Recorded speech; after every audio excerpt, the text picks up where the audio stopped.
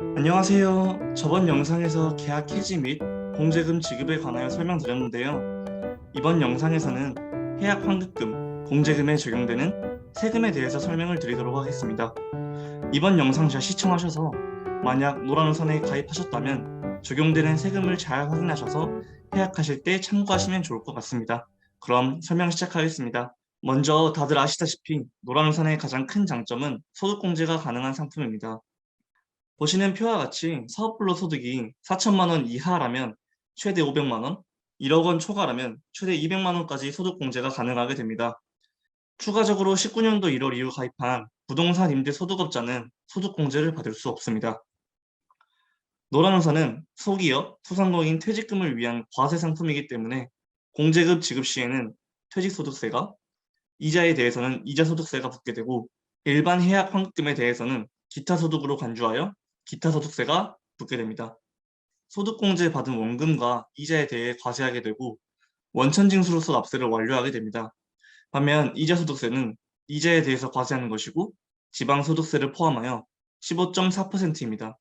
만약 이자소득이 연 2천만 원 이상이라면 소득세법에 의해 종합소득에 합산되게 됩니다. 이자소득세는 공제금에서 납입한 부금 총액을 차감한 금액인 이자소득에서 지방소득세를 포함하여 총 15.4%를 부과하게 됩니다.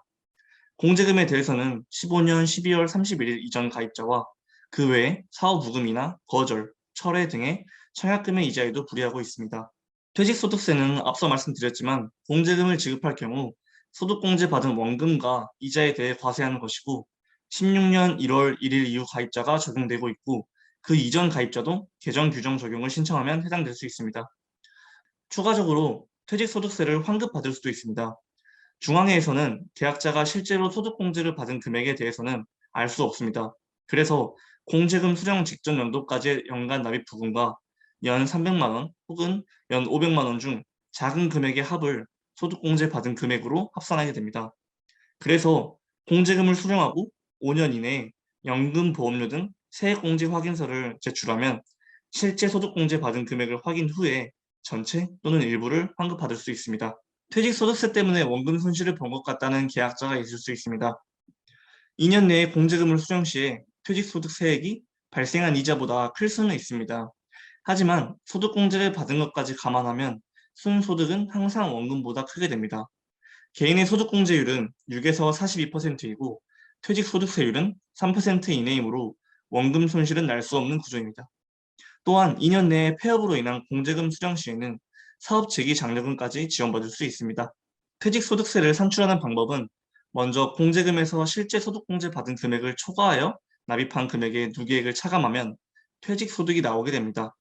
그 퇴직소득에서 근속 연수 공제액을 차감하고 평균 연소득을 계산한 뒤 11을 곱한 환산급여를 산출 후에 환산급여 공제액을 차감한 금액에서 구간 기본세율을 곱하고 근속연수를 곱하고 11을 나눈 뒤 지방소득세를 가산하면 퇴직소득세가 산출되게 됩니다.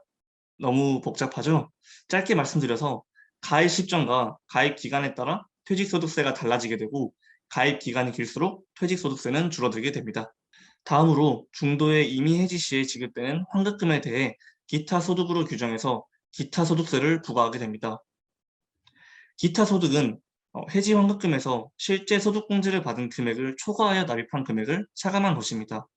이 기타 소득에서 지방소득세를 포함하여 16.5%가 부과됩니다. 이러한 기타 소득세를 부과하는 이유는 소득공제를 통해 장기 저축을 유도하지만 임의해지 시에 그동안 지원했던 소득공제의 환수 조치의 일환이라고 합니다. 다음 영상에서는 노란우산에 납부한 부금에 한해서 가능한 공제 계약 대출에 대하여 알아보겠습니다. 감사합니다.